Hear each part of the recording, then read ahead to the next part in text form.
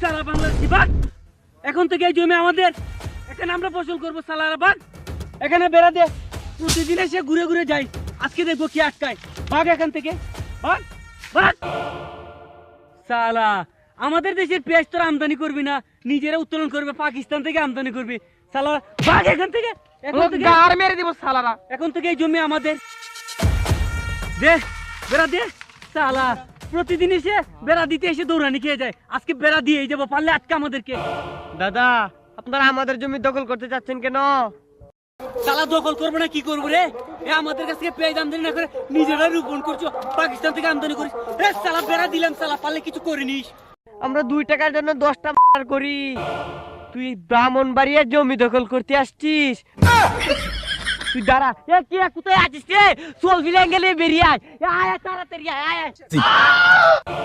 আরে দাদা, এটা তো শুনেছি বড় গরম এলাকা দাদা, এটা ব্রাহ্মণবাড়িয়া, চলেন বেগে যাই দাদা।